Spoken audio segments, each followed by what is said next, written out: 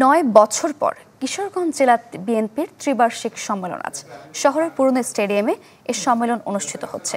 সম্মেলনে সভাপতি ও সাধারণ সম্পাদক পদের জন্য মোট ৬ জন প্রতিদ্বন্দ্বিতা করছেন। ১৩টি উপজেলা ও ৮ পৌর কমিটির ২০৯০ জন কাউন্সিলর ভোট দিয়ে শীর্ষ দুটি পদে নেতৃত্ব নির্বাচন করবেন। সম্মেলন উদ্বোধক দলের মহাসচিব মির্জা ফখরুল ইসলাম আলমগীর। এতে ভার্চুয়ালি যুক্ত হয়ে প্রধান অতিথির বক্তব্য দেওয়ার কথা রয়েছে বিএনপির ভারপ্রাপ্ত চেয়ারম্যান তারেক রহমানের।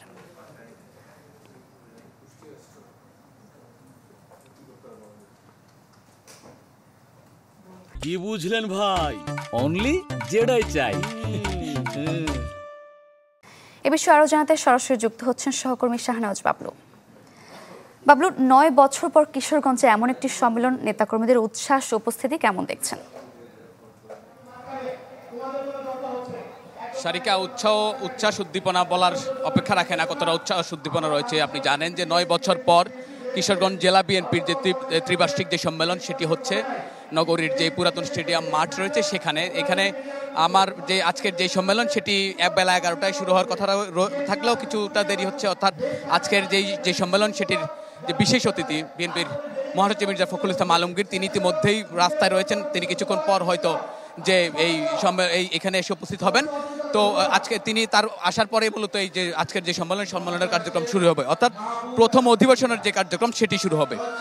এটি চলবে প্রায় বেলা ২টা পর্যন্ত। প্রথম পর্বে বিশেষ অতিথি এবং যে নেতাকর্মী যারা রয়েছেন, স্থানীয় নেতাকর্মী এবং কেন্দ্রীয় নেতৃবৃন্দ যারা রয়েছেন তারা বক্তব্য রাখবেন।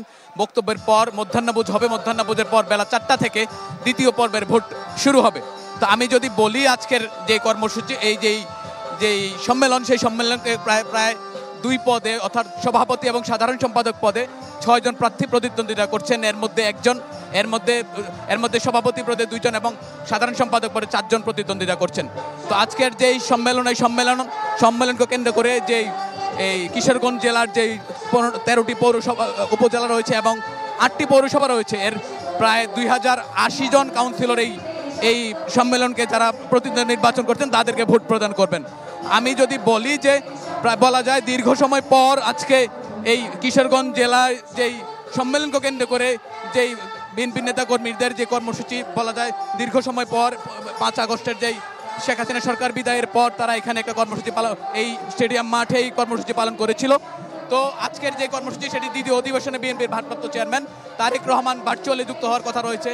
তো বিএনপির পক্ষ থেকে বারবার যেটা বলা হচ্ছে যে শুধু রাষ্ট্রের মধ্যে গণতন্ত্র নয়, দলের মধ্যেও তারা গণতন্ত্র চর্চা করতে চান সারা দেশের জেলা এবং মহানগরে যে সম্মেলনগুলো করছেন এই সম্মেলনগুলোর মধ্য দিয়ে। সারিকা, বাবলু, ধন্যবাদ আপনাকে।